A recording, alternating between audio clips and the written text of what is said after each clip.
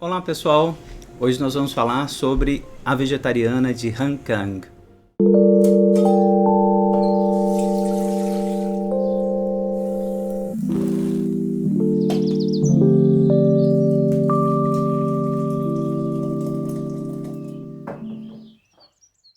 Pessoal, esse livro da Han Kang, A Vegetariana, foi publicado pela Todavia.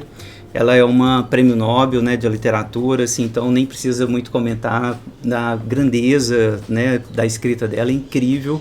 Escrevi já um textinho sobre um outro livro dela chamado Livro Branco, vou deixar o link aqui na descrição desse vídeo, um texto lá na Substack. Aliás, se vocês não me seguem ainda na Substack, dá uma olhada lá, né? A partir desse link vocês vão encontrar, são textos gratuitos que eu deixo aberto nessa outra plataforma. Esse livro aqui, A Vegetariana, eu vou falar bastante dele, então tem muitos spoilers, então caso vocês queiram ler antes, voltem aqui depois, mas quem tiver afim, efetivamente vai ter muito spoiler aqui, porque eu vou comentar bem passo a passo. E para quem é assinante do canal, um vídeo exclusivo, um pouquinho no final, sobre o sonho do filho de uma das narradoras que está aqui no final do livro. Esse vídeo vai ser exclusivo para os assinantes do canal, mas obviamente vou falar abertamente aqui, vídeo público para todos que se inscrevem aí no canal, tá aqui para todo mundo que quer chegar. O livro é dividido em 3 partes: A Vegetariana, A Mancha Mongólica e Árvores em Chama. Os narradores de alguma maneira mudam, vou comentar um pouquinho isso. Na primeira parte a gente já começa com os 2 primeiros parágrafos de forma bem interessante, assim, com um cara, né, é o marido da personagem principal, né, a vegetariana, efetivamente, que narra essa primeira parte. E ele fala de uma maneira bem violenta, já um pouco de violência, assim, com relação a essa personagem, né, a nossa personagem principal. Ele diz o seguinte, na página 9, primeira página, no segundo parágrafo: acabei me casando porque ela não tinha nenhum charme especial, e também por não ter notado defeitos muito gritantes. Uma personalidade dessa, sem frescor, brilhantismo ou refinamento, me deixava confortável. Mais adiante, até mesmo o meu pênis pequeno, que costumava me deixar um tanto apreensivo, parou de me incomodar quando estava com ela. E ainda, por isso, casar com uma mulher que parecia ser a mais comum do mundo era uma escolha natural. Mulheres bonitas, inteligentes, notavelmente sensuais ou filhas de famílias ricas só me causavam desconforto. Então o sujeito, né, escolhe essa personagem, né, essa mulher, para ela não ter nada de especial, não é bonita, não é demais, ela é apenas essa mulher comum, ordinariamente submissa, ao que parece, né, está, lembremos, né, na Coreia, país oriental, onde o machismo também, né, aliás, onde não é, né, o machismo é muito, muito forte, muito violento. A gente vai ver que esse livro é basicamente sobre o machismo, sobre os efeitos absolutamente devastadores sobre as mulheres, né, aqueles efeitos que o machismo, né, e a família patriarcal, a gente vai ver, causa nas mulheres. Esse livro é super interessante para a psicanálise porque um dos motivadores, um disparador da narrativa é um sonho que essa personagem vai ter, narrado na página 16, que vai, segundo ela, motivá-la, vai tornar impossível o fato dela comer carne, continuar comendo carne. Um sonho que está descrito na página 16 e 17, e eu vou ler um pedacinho dele que diz o seguinte: centenas de pedaços de carne, uns pedaços enormes, estavam pendurados em sarrafos. De alguns deles pingavam gotas de sangue vermelho ainda fresco. Abri caminho por incontáveis pedaços de carne, mas não consegui encontrar a saída do outro lado. Meu vestido branco ficou completamente encharcado de sangue. Mais adiante, na página 17, o reflexo dos meus olhos estavam brilhando na poça de sangue no chão do celeiro. Foi tudo tão real, a sensação de mastigar carne crua, o meu rosto, o brilho dos meus olhos, parecia o de alguém que conheci pela primeira vez, mas com certeza era o meu rosto. Quero dizer, pelo contrário, parecia tê-lo visto tantas vezes, mas não era meu rosto. Difícil explicar. Era familiar e desconhecido ao mesmo tempo. Essa sensação real e esquisita, terrivelmente estranha. Gente, isso aqui é um prato cheio para psicanálise, né? Além do sonho ser, para psicanálise, sempre uma realização do desejo inconsciente, tem vários vídeos aqui no canal que explicam bem passo a passo o que significa essa frase do Freud, a realização do desejo inconsciente por meio do sonho. A gente está falando aqui de um sonho que traz no seu centro o unheimlich, esse estranho familiar, essa sensação esquisita, mas ao mesmo tempo de algo que vem como real, como algo que ela sabe o que está acontecendo. Então ela vê essas carnes todas, um sangue muito vermelho, ela toda suja de sangue, né, as carnes ali penduradas. Como interpretar isso? A princípio, ela interpreta ao pé da letra. Eu não tolero mais carne, eu não vou comer mais carne. Então ela faz uma interpretação muito selvagem do sonho, por assim dizer, ao pé da letra, e não interpreta o que pode vir a significar essas carnes abertas e sangrentas, que agora ela começa a ter um nojo generalizado. Ela não quer transar mais com o marido, né? Ela não quer mais se aproximar de pessoas que comem carne, ela tem nojo de ver, enfim, ela tira a carne toda da casa dela, ela não quer se aproximar de forma nenhuma, ela vai se tornando vegetariana. Detalhes desse primeiro sonho vão aparecer ao longo da narrativa, a gente vai ver, de diversas maneiras. Essa ideia de que ela estava sozinha, ela sentia frio, e obviamente o vermelho, a carne, algo violento que está acontecendo na atmosfera do sonho. A gente pode interpretar esse sonho a partir da ideia de representação coisa, que para o Laplanche é muito importante, é aquilo que o Freud chamava de representação de coisa. A representação coisa é o resto, os resíduos, os traços que permanecem no inconsciente, mas que não tem uma tradução direta em palavra. A gente está aqui então marcando algumas dessas representações coisa. O frio, o sangue, a violência, a ideia de que estamos no limite do reconhecimento de si mesmo, da ideia de um certo dilaceramento, a ideia de um tipo de dissociação muito radical da própria identidade. Parece que é disso que essa personagem está falando.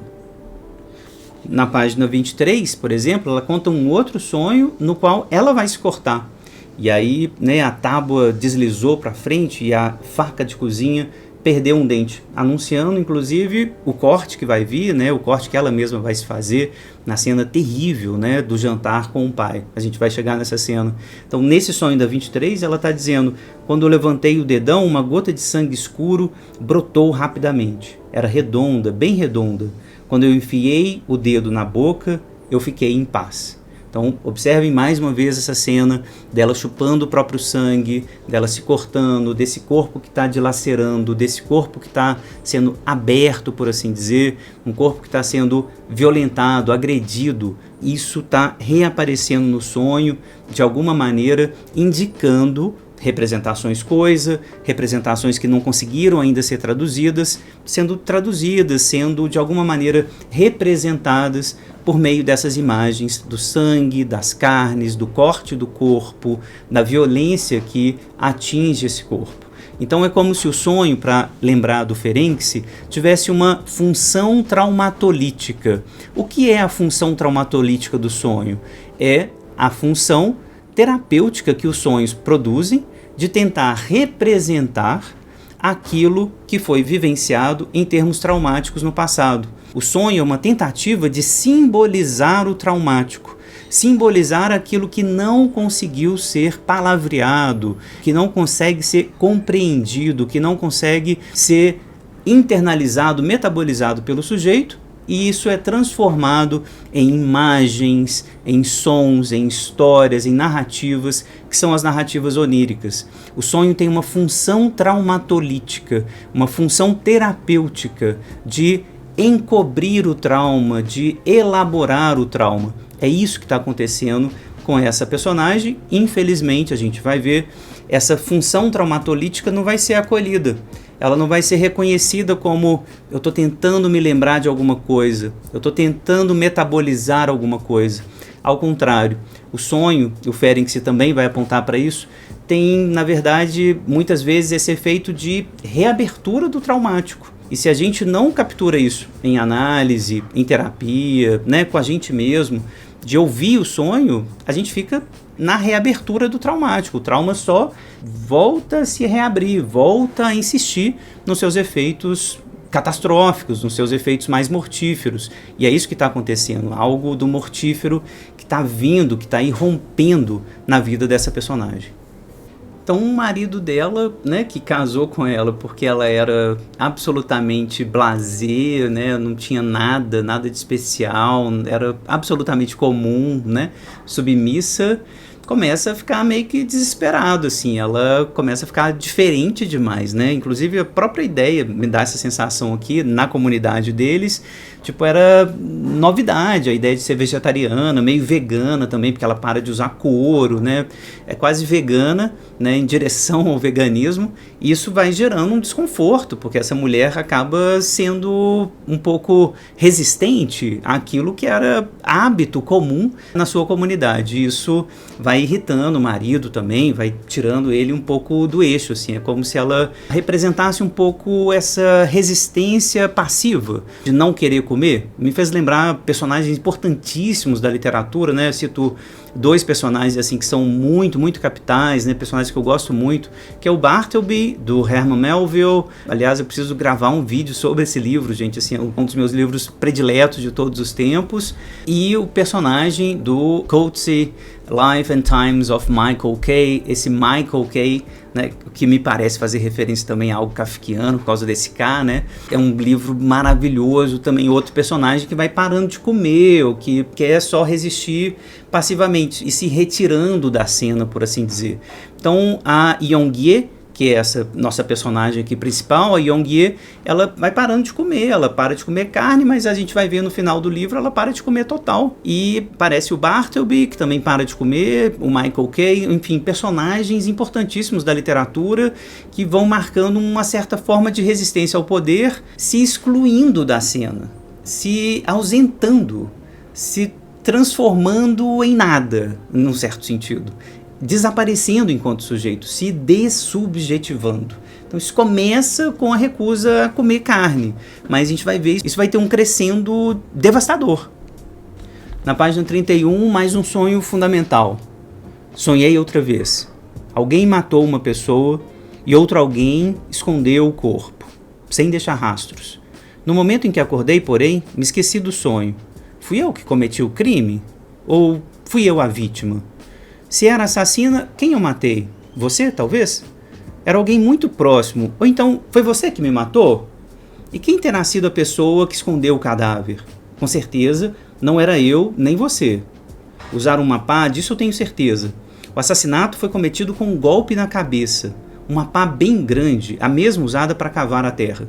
Um estrondo pesado e surdo. Senti a vibração no ar no instante em que o ferro atingiu o crânio. Lembro-me muito bem da sombra se formando na escuridão. Um pouco mais adiante. Mas me lembro de tudo como uma palpável e estarrecedora sensação de realidade. Observe isso aqui, gente.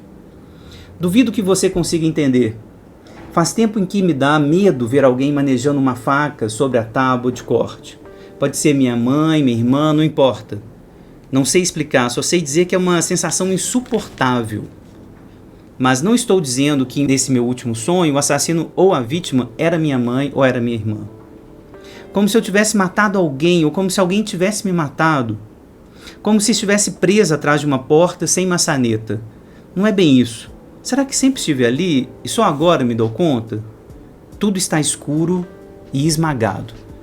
Gente, é muito importante ler os últimos textos do Sándor Ferenczi para a gente entender esse tipo de sonho aqui. A ideia de que sensações corpóreas começam a voltar diante de experiências traumáticas que não foram traduzidas, metabolizadas pelo sujeito. O sonho traz de volta esses restos mnemônicos corporais, memórias do corpo que voltam no sonho.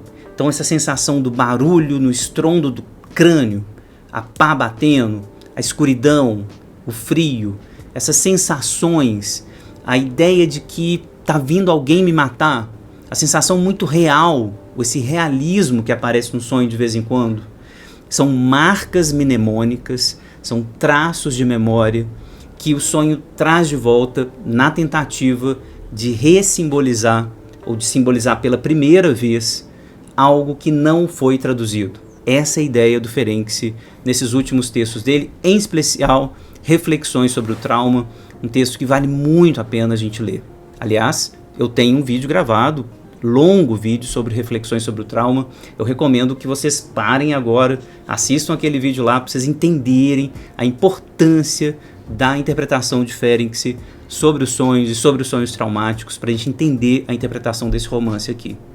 A coisa vai escalando essa recusa dela de comer carne, até que na página 42 e 43 a gente tem essa cena catastrófica dela num jantar em família, é obrigada a comer carne, né? O pai pega a mão dela, enfia carne na boca dela e ela, desesperada com isso, né, cospe, né, não quer, grita, né, me deixa em paz, e pega uma faca na mesa e corta os pulsos.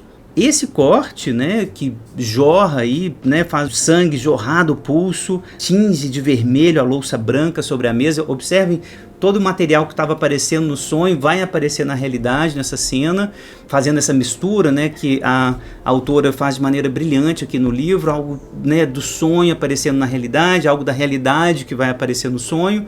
Isso é muito importante para a gente aprender e entender o sonho traumático. Nessa cena fica muito evidente a fonte sexual, como diz o Freud, né? A realização do desejo no sonho é sempre um desejo sexual infantil que se reproduz e que se reapresenta, por assim dizer, no sonho. A fonte sexual desse sonho é a violência do pai. Está aqui de forma claríssima e vai aparecer adiante, né? Qual violência é essa? A gente não sabe exatamente se essa violência ela é genital também. Eu apostaria que sim, né? Que há abuso, que há efetivamente abuso na história dessa personagem, abuso sexual infantil.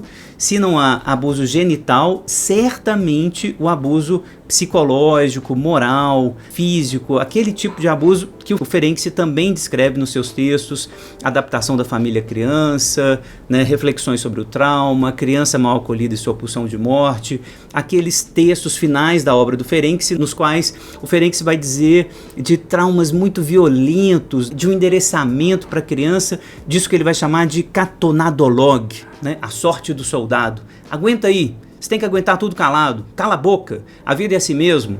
Esse tipo de violência é claríssimo que ela suportou, que ela teve que enfrentar por parte do pai. Vocês imaginem uma mulher adulta que escolhe ser vegetariana, numa cena de jantar, tem o pai ali forçando, segurando os braços de uma menina, né, de uma adulta na verdade, forçando ela a comer carne, enfiando comida na boca da pessoa, na goela abaixo da pessoa. Imagine o grau de violência que devia ser, então, esse pai nas origens, né, quando ela era pequenininha efetivamente, né? Se ele faz isso com ela adulta, imagine o que fazia com ela pequenininha. Vejam que na página 44 aparece um sonho, né, no qual um cachorro, né, que morde ela é torturado pelo pai e depois servido, esse cachorro, assado para as pessoas. Então, mais uma vez, essa mistura entre realidade e sonho, e que está tentando metaforizar com isso. A carne é algo que está tentando, de alguma maneira, simbolizar essa violência do pai. Então, a carne crua é algo que representa essa violência imposta ao pai. Por que, né, que a gente está pensando, né, na carne? Por que essa é uma representação, né, que a Yongue vai usar para representar essa violência paterna? E já terminando essa primeira parte, né, narrada pelo marido da Yongue, a gente vê uma coisa super interessante na página 51, que ele mesmo, quando estava no hospital com ela, né, depois dessa cena do pulso cortado, ele sonha, ele também tem um sonho. Então, um sonho fundamental que diz o seguinte, na página 51. Acabei adormecendo e sonhei que matava alguém. Usei uma faca para abrir-lhe a barriga e arrancar os intestinos sinuosos. Arranquei-lhe toda a pele e os músculos, deixando apenas os ossos. Mas esqueci completamente quem era a vítima no momento em que acordei. Vejam como que tem uma certa contaminação, né, gente? Assim, uma contaminação disso que a Yongue está vivendo para o marido. Né? O marido também está tentando simbolizar, metaforizar o que está acontecendo com a esposa, sem entender, mas alguma coisa do inconsciente captura isso, né? Ele também está com raiva, está com ódio dessa mulher que ele tinha escolhido, né, para não ser atormentado, né, pelo sexual, né, ele queria uma mulher sob controle, e tá vindo essa mulher explosiva, assim, uma explosão de afetos, uma explosão do sexual, a recusa em transar com ele, né, assim, isso tá deixando ele maluco, e ele tá aqui, obviamente, sonhando, né, eu interpretaria aqui que tá matando ela, tá tirando a carne dela, deixando ela só os ossos, né, arranqueia a pele. Então, essa violência dos homens, né, que aparece no sonho dele, me parece uma violência muito importante para a gente pensar também na violência do pai, né? Essa ideia de que os homens podem, de alguma maneira, arrancar toda a carne da mulher, a mulher reduzida ao corpo, a ideia do corpo como sendo aquilo que a mulher efetivamente é, a redução, a objetificação da mulher ao seu corpo, à carne dela. Então a ideia dessa redução à carne me parece central aqui para a gente entender a violência patriarcal, machista dos homens sobre as mulheres. A redução da subjetividade das mulheres ao corpo, à carne, esse devir carne utilizável, mastigável, comível por parte dos homens, esse corpo que vai ser objeto absoluto, objeto sexual dos homens, que serve apenas para o prazer oral, para o prazer visual, a gente vai ver, o prazer dos homens, esse corpo que vai ser totalmente submisso a esse poder, ao prazer sexual dos homens. A Young-ye estava ali no hospital, quando esse marido acorda aí desse sonho, né, ele vai procurar a Young-ye, que sumiu da cama e tá lá pelada no sol, já anunciando também coisas que vão aparecer adiante, e chupando, né? Tá ali tirado o curativo do pulso e lambia devagar a região dos pontos. Vejam só, tava ali chupando, né, os pontos, né, e um raio de sol cobria o seu rosto e o torso nu. Tava sem roupa, né, pegando sol, anunciando algo que vai vir adiante. E aí ela tá com a mão fechada, cena que termina aí essa primeira parte do romance. Super interessante essa cena, também apontando para algo que aparece nos sonhos, né, de outras formas. Vocês lembram lá do dedo, né, que ela chupa quando ela corta esse dedo no sonho? Então esse sangue que ela mesma se come, se devora, né, num fechamento, por assim dizer, autoerótico, excluindo o outro aí da cena. Talvez seja essa uma interpretação. Vejam como termina essa primeira parte. Você não pode fazer isso, entendeu? A censurei enquanto abria à força sua mão direita, da qual caiu um passarinho que ela estrangulara. Era um pequeno olho branco e lhe faltavam penas em alguns lugares. Tinha uma visível marca de dentes, pela qual escorria sangue. Então, vejam, né, terminando a primeira parte, essa mulher vegetariana, ela pegou o passarinho e mordeu, numa cena terrível, terrível. Então, assim, é absolutamente grotesco que vai aparecendo, né, essa coisa da carne viva, da violência viva, da covardia. Quem que é o passarinho? Quem é esse olho branco aqui, né, esse passarinho que aparece? Senão a representação dela mesma, devorada, mordida, atacada, agredida de forma absolutamente covarde pelos homens, em especial, claro, pelo pai. A gente vai ver na segunda parte agora, a mancha mongólica, como que esse elemento, esse pequeno elemento, a mancha mongólica, ela é também um sinal importante de que essa violência diz respeito ao infantil, ao bebezinho, à criança que está ali, diante de um olhar do adulto, um adulto sexual absolutamente discrepante que vai atacar o bebê. A segunda parte do romance, A Mancha Mongólica, ela é narrada por um narrador onisciente, mas quase que sob a perspectiva do cunhado da Young-ye. A Young-ye tinha uma irmã, que vai cuidar dela, inclusive, no final, e ela era casada, essa irmã da Young-ye era casada. Esse cara, que fazia vídeos, parece mexer com arte, alguma coisa assim, vai ser o narrador, quase narrador dessa segunda parte. A tal mancha mongólica é uma mancha que alguns bebês têm, uma manchinha nas costas, né, perto do bumbum, e essa mancha vai desaparecendo, uma manchinha roxa. Ela vai desaparecendo ao longo da vida e é isso. Então, a irmã dela, num determinado momento, conversando ali com o marido, comenta, né, a Young-ye tinha essa mancha mongólica, ela estava lá. Esse cara, por algum fetiche, queria ver essa mancha mongólica e queria pintar flores, né, saindo dessa mancha mongólica. Ele tinha essa ideia de que corpos numa certa orgia, pintados de flores, né, iriam ali transar, etc. E é isso que ele vai produzir com a Yongyé, essa cena na qual ele vai pintar o corpo dela a partir dessa mancha mongólica que vai excitá-lo terrivelmente, né, uma cena muito fetichista nesse sentido, né, ele quer ver essa mancha, ele tem excitação por essa mancha, e ele vai efetivamente transar com a Yongyé. É isso que acontece nessa parte 2, né? Ele vai seduzindo a Yongyé ali para que ela se deixe pintar, ela quer muito isso também, ela não resiste a isso de forma alguma. Ela sente prazer, inclusive, né? Diz que está toda molhada, ela encontra alguma coisa nessa pintura corporal, nesse devir vegetal, né? A vegetariana aqui é um pouco devir vegetal, não é nem só vegetariana no sentido nutricional, mas ela é um devir vegetal completo, quando ela se sente ali penetrada também por alguém que ela exige pintado com essas flores, né? Então o corpo do homem pintado também, ele vai se pintar, o cunhado vai se pintar, para que ela autorize então a relação sexual. Então eles vão transar ali enquanto flores, e vocês vão ver que ele também, o cunhado, vai ter um sonho, né, como o marido da Yongyé teve, enfim, comunicando essas coisas, né, nos sonhos dos personagens aqui. Na página 91 é exatamente o que acontece esse sonho que ele vai narrar. Vale a pena para a gente pensar junto com o sonho do marido da Yongyé, né, que ele sonha ali com a carne também, com essa coisa do assassinato, né? Aqui com o cunhado, algo que está se comunicando e que vai aparecer quando os dois estão transando. Vejam na página 91. Ele a viu antes de despertar do seu breve sono. Sua pele tinha um tom verde esmaecido, seu corpo de bruços parecia uma folha recém-caída do galho, embora não estivesse completamente seca. Já não se via a mancha mongólica, e sim aquele verde desbotado distribuído por toda a pele.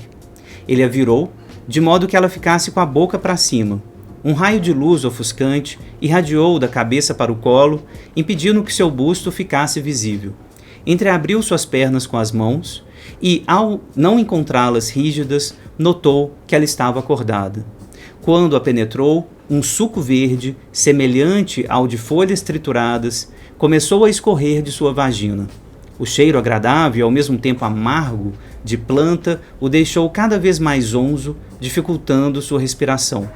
Um pouco antes de gozar, ele tirou o corpo de dentro dela e percebeu que seu pau estava totalmente manchado de verde, assim como seu abdômen e suas coxas, tudo coberto por aquele suco refrescante de planta que não dava pistas de onde vinha, se dela ou dele. Então, vejam, é um sonho esquisito, né? Um devir vegetal que ele, de alguma maneira, também está ali tentando representar no seu próprio sonho, e algo que vai aparecer efetivamente quando ele vai fazer todo esse jogo de sedução com ela, de tal maneira que os dois transem fantasiados de planta, né? Todos pintados assim de planta. Então, esse devir vegetal junto, que me parece uma cena abusiva. A ideia de que ele vai usá-la já bem pós-corte do pulso, já adoentada, claramente não normal, né? Ele vai, de alguma maneira, abusar dela, porque ela está claramente fora, né, do normal. Ela não é uma pessoa que possa ser diagnosticada aqui como tranquila, normal, uma neurose comum. Não, a gente está falando de alguém que está psicótica, alguém que está em fragilidade psíquica extrema, que não está seguindo, por assim dizer, né, os mesmos padrões morais, os mesmos padrões de comportamento das pessoas normais. E essa segunda parte termina com a irmã da Yongyé chegando na casa e pegando os dois ali pós-coito, né? Ele gravou tudo, porque ele estava gravando para fazer um filme, enfim, ela viu, a irmã da Yongyé, né? Viu todas essas imagens e, obviamente, chamou a ambulância para levar os dois para o hospital psiquiátrico, porque ela, né, julgou que os dois estavam loucos, né, etc.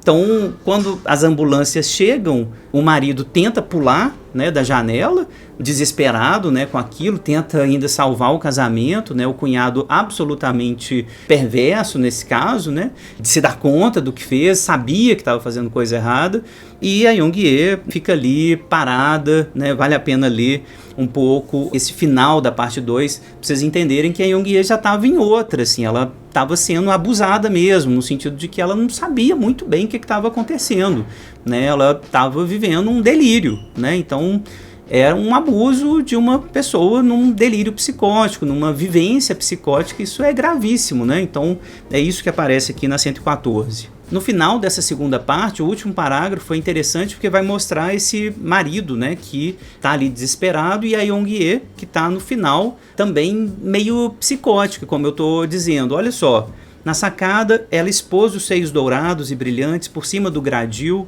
e abriu completamente as pernas, onde estavam pintadas pétalas alaranjadas. Parecia querer ser penetrada por um raio do sol ou pelo vento. Olha isso, gente, assim, lembra do Schreber, inclusive, né, querendo ser penetrado pelos raios de sol, né, e para ganhar bebês, etc. Tá vendo? Ela tá em delírio psicótico, né, por isso me pareceu abusivo, né, absolutamente abusivo por parte do cunhado, né, levá-la a esse tipo de encenação, né, teatral. E ela não tava como uma pessoa normal, né, uma atriz, né, fazendo um teatro, pintando o corpo, fazendo uma intervenção artística. Não era isso que estava acontecendo, né? Ele, perverso, estava abusando, né, de uma pessoa que estava ali meio delirante, meio no limite, né, da normalidade. Então, foi muito abusivo. Então, essa segunda parte parece reabrir com mais força ainda, com força total, as violências que ela sofreu do pai. A violência primeiro, no primeiro tempo, que ela não estava conseguindo lembrar e que tenta lembrar por meio dos sonhos, sonhos ainda muito enigmáticos, a carne crua, e a segunda parte do romance apontando para uma perversão absolutamente violenta por parte do cunhado, que a toma como vegetal. Usa a carne dela, disfarçada agora, né, com essas flores pintadas, mas acaba abusando da cunhada num certo sentido, porque efetivamente ele vai transar com ela, vai usá-la, né, vai usar um pouco disso que aparece no sonho dele, inclusive, esse devir vegetal para abusá-la, ou seja, está conversando como uma metáfora que ela tenta fazer, inclusive, para se salvar, né? Eu não sou carne, eu sou vegetal, né? E ele usa essa metáfora para abusar dela mais uma vez. Então, assim, é muito violento. E a terceira parte, Árvores em Chama, a gente passa ainda para a narradora, que é a irmã. Aí o foco narrativo é a perspectiva da irmã, da Young-e, que viu isso tudo, que chamou a ambulância lá, e agora a gente entra nessa última parte, perspectiva dela, para finalizar essa leitura desse romance incrível. Então essa segunda parte é um elemento muito importante para a gente entender que esse fetichismo do cunhado tem uma representação aqui do fetiche que diz sobre a dissimetria, a assimetria entre o adulto e a criança. A mancha mongólica é uma metáfora condensada, né, metonímia, por assim dizer, da criança, né, uma mancha que aparece no bebê e que vai desaparecendo ao longo da infância. Então ela é uma metonímia do que é a criança, é uma metáfora do que é a criança. E esse fetiche, né, pela mancha mongólica diz respeito a esse lugar do infantil, né? Então há algo aí da violência sexual, né, entre os adultos e as crianças que estão aparecendo aqui. Na terceira parte, isso vai ficar evidente quando a irmã, né, da Young-e lembra dessa violência, né? Ela, enquanto irmã mais velha, né, ela lembra, né, que a Young-e, irmã mais nova, sofria essa violência também dos pais. Então, essa ideia, vejam bem, na página 122, desde a época em que apanhavam da mão pesada do pai, Young-e era alguém a quem ela devia proteger, alguém que despertava seu senso de responsabilidade, algo muito parecido ao instinto materno. Isso na página 122, quando essa irmã da Young-e já está apontando para a culpa dela também, né? Então ela também, enquanto mulher, vai ser agredida pelo pai, mas está ali, né, mais velha e de alguma maneira dobrando, por assim dizer, a responsabilidade que ela tem por essa irmãzinha. Mais uma vez, na página 121, a gente vê a mistura dos sonhos, né, da Yong-Ye com isso que os outros começam a capturar também em sonhos, né, como a gente viu no sonho do marido dela, no sonho do cunhado e agora no sonho da irmã. Vejam o que a irmã sonha aqui na 121. Dessa vez, estava em pé na frente do espelho do banheiro. A imagem refletida do seu olho esquerdo estava sangrando. Então, ela levantou a mão para se limpar, mas estranhamente sua imagem no espelho não se mexeu. Ela permaneceu quieta, sem reação, observando seu sangue fresco se derramar. Então, mais uma vez, né, o sangue, essa dissociação entre o eu, né, o eu de um lado e o eu do espelho do outro, que não se conectam mais. Então, aspectos dissociados, cindidos do eu. Essa personagem aqui, né, da irmã do Yong-Ye, é a clássica falso self, né, gente? Assim, uma mulher que trabalhava, que fazia tudo certinho, super produtiva, mas que não se sentia viva. A gente vai ver aqui, né? A irmã dela é tipicamente a irmã que é, assim, falso self pleno, né? Absolutamente organizada, né? Mas cindida, né? Aquilo que o Ferenczi vai apontar também, né? Uma parte que tudo sente, mas nada sabe, tudo sabe, mas nada sente, né? Essa ideia de que no falso self a gente não vai ter mais acesso, né? Faz a gente sofrer esse olho sangrando aí, né? Essa coisa violentíssima que aconteceu, mas eu não vou ter acesso a essas dores, né? Mas eu, de alguma maneira, vou me defender disso sabendo de tudo. Então eu sei que meu pai era violento, que era agressivo e tal, mas não vou sentir mais. Eu vou trabalhar, vou ter meu filho, vou ter minha família, etc.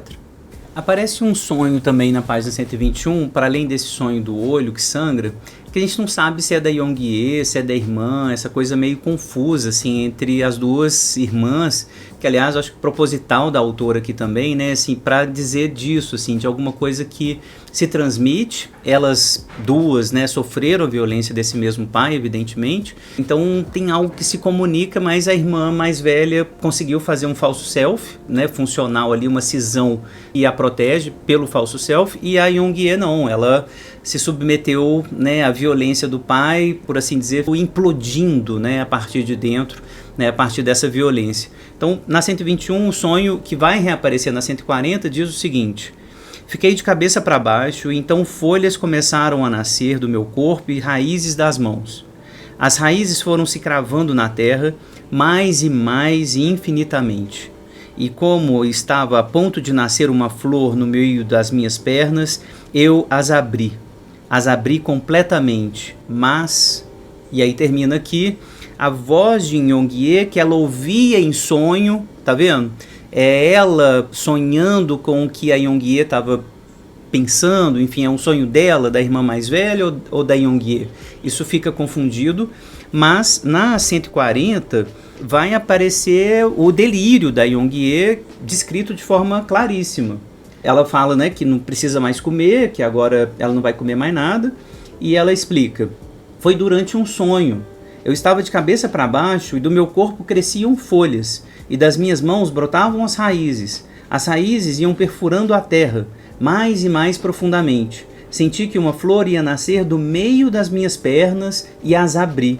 Abri bem as pernas. Atordoada, ela fica olhando para Yong-Ye, que continua a falar toda animada. Preciso me encharcar de água. Não preciso de comida, mana. Só de água. Então, tá vendo? Assim, eu acho que é um sonho da Yong-Ye, que a irmã mais velha recupera no seu próprio sonho, né? Sonhando pela irmã, com a irmã, né? Tentando metabolizar essas coisas tão violentas, né? Tão dilacerantes que estão acontecendo com a Yong-Ye. Né? A ideia de que essa tradução também se faz em conjunto, que isso é familiar de alguma maneira. Volto com a interpretação, gente. Esse devir vegetal, né, mais do que vegetariana aqui tem um sentido interessante, começa a ser descortinado pela autora, né? É como se fosse um tipo de raça diferente, né? Assim como marciana, né? Enfim, é vegetariana, né? A ideia de que ela se torna um ser vegetal, né? Não é, a gente não está falando de uma escolha nutricional, a gente está falando de um devir ontológico, um devir outro sujeito que é, na verdade, um devir planta, né? Devir vegetariana, né? Alguém do campo do vegetal, né? Alguém do reino dos vegetais e não mais dos humanos, que principalmente precisa ser capturada ali no genital, de onde vai brotar flor, de onde vai brotar algo do vegetal para descarnalizar o corpo.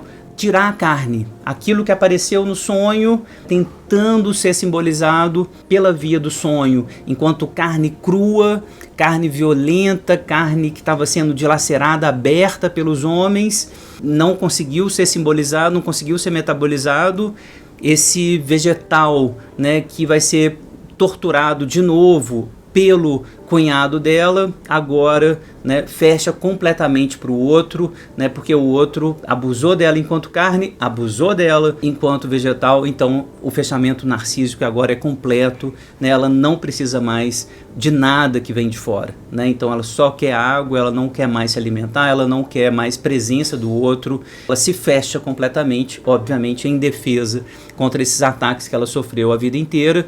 E é isso, o corpo dela se torna um vegetariano, né? Um corpo vegetariano no sentido de uma ontologia, né? Tá aqui a genialidade dessa autora, a Han Kang, né? Que está assim pensando, né, numa resposta ao traumático de forma delirante, psicótica, o que dá a dimensão, né, do que foi o trauma originário. Deve ter sido algo absolutamente devastador, por isso a minha hipótese, né, de um trauma sexual, para além da violência física, psicológica, moral, né, um trauma no corpo também, né, de se sentir sozinha, de se sentir com frio, de se sentir com dor, né, com o corpo aberto, o corpo sangrando, o corpo que sangra, provavelmente oriundo, claro, das violências físicas, sexuais, genitais, né, perpetradas pelo pai, né, no corpo dessas meninas que sofreram esse tipo de violência. A irmã tem razão quando pergunta na página 143, será que Yongye quer voltar a ser criança? Faz tempo que parou de menstruar e com seu peso, que não alcança os 30 quilos, não sobrou nada dos seios. Desaparecidos todas as características de uma mulher adulta, ela está deitada, assumindo a forma de uma menina estranha. Então, né, o médico fala, inclusive, né, que esse desequilíbrio hormonal faz aparecer uma penugemzinha semelhante às dos bebês. Então, ou seja, esse corpinho que volta a ser bebê, né, que volta a quase desaparecer de uma fragilidade extrema, né? Imaginem uma mulher adulta com 30 quilos, né? Imaginem o grau de desaparecimento, né? A violência que está ali sendo representada nesse corpo diretamente. Agora, né, a representação não está mais no sonho, não está mais no delírio, está aparecendo no próprio corpo, né, como uma tentativa assim, final de tentar controlar de forma masoquista, terrível, mortífera, isso que se abate, né, sobre ela. A Yongye, ela entra nesse delírio, né? Eu não sou mais um animal, eu posso viver só do sol, né? Eu só preciso tomar sol e muita água, é só isso. Tem alguma coisa então delirante, né, que vai tomando o final do romance, efetivamente, né, numa desistência completa da vida. Lembro mais uma vez desses dois personagens importantíssimos para a gente dialogar aqui com a literatura universal, Bartleby e Michael K. do Coetzee, né? Assim, são personagens que vão desidratando também, que vão de alguma maneira escolhendo não viver, escolhendo não fazer, não existir, né? Uma forma de resistir ao poder trágica, né? Assim, eu desisto de alguma maneira, né? Eu faço com que a minha ontologia se desfaça para que eu não entre mais em contato com isso que me dilacera. Eu mesmo recuo e faço com que eu desapareça, né? Uma forma de resistir de tal maneira que você nunca mais me encontre, né? Que o algoz, a violência nunca mais me encontre. Eu nunca mais vou ser encontrado. É essa alegria de estar escondido, né? E o banco, o desastre de não ser encontrado, né? Pensando aí numa lógica winnicottiana que vai ser tão importante para a gente, para pensar o traumático. Na página 148 e 149, a explicação da violência, né? Não com todas as palavras, mas mais uma vez, né? As duas irmãs tinham ali sumido um pouco num bosque, tinham ficado perdidas, e a frase, né, da irmã, da Yongye, que diz o seguinte: por que eu não posso morrer? E por que a gente não pode ficar mais nesse bosque, né, perdidas aqui? Por que a gente tem que voltar para casa? Vejam bem, Yong-hye tinha 9 anos nessa cena, e aí ela pede para a irmãzinha, a irmã mais velha, por que a gente não pode ficar aqui e não voltar nunca mais? É isso que a irmã não consegue compreender, mas depois, agora, né, vai entendendo. Vejam o que ela diz na 149. Yong-hye era o principal alvo da violência desferida pelo pai. O irmão mais novo, por ser homem, saía batendo em outros meninos do bairro, tanto quanto apanhava em casa, e por isso deve ter sofrido menos. Vejam que é interessante uma teoria psicanalítica aqui, né, de que a identificação com o agressor, quando volta para fora, né, o irmãozinho bate nos coleguinhas, ele se defende melhor de alguma maneira. Essa violência não vai para ele, né, fica lá do lado de fora de alguma forma, né? E ela continua. E ela recebia mais atenção, pois era quem preparava a sopa para aliviar a ressaca do pai no lugar da mãe, que estava sempre cansada. Mas Yong-hye, de personalidade pouco condescendente, não sabia acompanhar os humores paternos. E sem conseguir oferecer resistências, os maus tratos devem ter-lhe atingido até o fundo dos ossos. Agora ela sabe. A diligência com que ela agia como filha mais velha não era fruto de uma maturidade precoce, e sim de covardia. Era apenas um meio de sobrevivência. Então ela, né, irmã mais velha, fazia a sopa do pai, era diligente, ela submissa, etc. A Yong-hye não, tinha ali uma personalidade pouco condescendente. Então essa violência vinha com mais força ainda, né, vinha com mais agressividade. A ideia aqui de que essa violência familiar, né, de que esse pai é absolutamente desastroso, né, enquanto pai, violento demais, né, nesse sentido sexual, gente. É importante lembrar sempre que esse sadismo é da ordem de uma excitação que não vai poder ser traduzida depois. Esse é o ponto da psicanálise, né? O traumático deixa excitações no corpo, memórias corporais, que depois vão ter muita dificuldade de serem metabolizadas, né? Que vão ser dificilmente metabolizadas se forem muito violentas desde o início, como a história da mancha mongólica está apontando para a gente. Deve ser desde pequenininho, deve ser desde lá de trás, de coisas, marcas corporais que na verdade não desaparecem, como a mancha mongólica dela não desapareceu. Essas marcas ficam lá. No vídeo extra que eu vou fazer, eu vou falar mais um pouco sobre o falso self, né, da irmã da Yong-hye e dos efeitos disso sobre o Jill, o filho dessa irmã da Yong-hye, né, sobrinho da Yong-hye, que vai de alguma maneira, vocês vão ver, capturar alguma coisa da mãe também. Então no vídeo extra, exclusivo para assinantes do canal, a gente vai ver um pouquinho mais sobre o falso self e sobre os sonhos desse filho, né, sobrinho da Yong-hye. E vocês me acompanharam até aqui nesse vídeo muito longo, realmente estou muito capturado pelo livro, então vídeo longo, assim, uma leitura bem passo a passo do romance. Se vocês me acompanharam até aqui, por favor, curtam, compartilhem, né, comentem, vejam se vocês leram outra coisa aí do romance, me digam o que vocês acharam. Mas vamos terminar, né, o livro infelizmente termina de uma maneira muito trágica. Lembrando mais uma vez, né, essa irmã traz um elemento aqui na 154 que me faz apontar para o abuso sexual. Ela está narrando alguma coisa com o marido, né? Esse marido, o cunhado da Yong-hye, que vai transar com ela, ou seja, a gente já sabe, ele era meio perverso mesmo, né? Ele era bastante perverso, na verdade, e ele, quando chega bêbado em casa, mais à noite e tal, ela não queria transar e ele fala, aguenta mais um pouquinho, né? Vejam, na 154, estou cansada de verdade. Aguente só um pouquinho, ele sussurrou. Foi então que ela se lembrou-se de que tinha escutado as mesmas palavras incontáveis vezes enquanto dormia. Durante o sono, lembrou-se de que, meio dormindo, meio acordada, pensava que se aguentasse aquilo só por um momento, tudo ficaria bem por um tempo. Percebeu que a letargia proporcionada pelo sono apagava a dor e a humilhação, e que nas manhãs seguintes, na mesa do café, continha o impulso de espetar os palitos nos próprios olhos ou de jogar a água quente da chaleira na cabeça. Na página 154, 155, uma narrativa muito, muito impactante. Então, a gente tem a impressão de que ela está falando do marido, claro, mas a gente fica também tentado a estender escutando as mesmas palavras incontáveis vezes enquanto dormia, né? Ela se lembrou, né, disso, assim, então ela está escutando isso há muito tempo. Será que escutou do pai também? Será que era o mesmo tipo de violência? Me parece que sim, eu apostaria que sim. E vocês percebem que essa cisão, que vai aparecer no sonho, inclusive, né?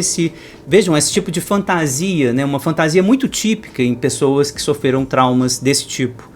Eu vou pegar um palito, né, e vou enfiar no meu olho. Eu vou pegar água quente e vou derramar sobre mim, né? Isso aparece como autoagressão, autodilaceração. Isso como resposta ao traumático, né? Eu não consigo me defender do outro, que é violento, então eu me ataco, eu me dilacero, eu me destruo. É isso que vai aparecer na criança dilacerada pelo outro, é isso que vai aparecer, óbvio, nessa mulher adulta também, que tem uma história, né, que está marcada por esse tipo de violência. Então é isso, pessoal, o romance termina, a gente não sabe se a Young-ye morre, me parece que sim, ela vai para o hospital, mas me parece que dificilmente consegue sobreviver a esse quadro de anorexia gravíssimo, né, que está associado a uma psicose claramente oriunda, né, de situações traumáticas violentas, né, provavelmente um abuso sexual infantil por parte do pai, um abuso moral, psicológico, emocional por parte do pai, ao qual ela não conseguiu sobreviver psiquicamente.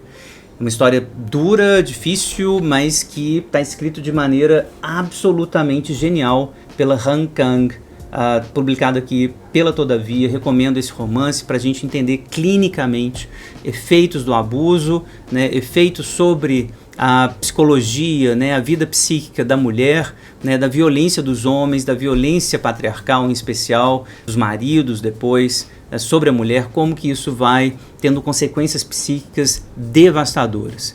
Para quem quiser saber um pouquinho mais sobre o falso self e sobre os aspectos que vão aparecendo no menino, o Jill, filho da irmã da Young-ye, me acompanhe lá no vídeo exclusivo para os assinantes do canal sobre esse restinho aqui que vai aparecer no final do romance da Han Kang. Muito obrigado, pessoal. Até lá!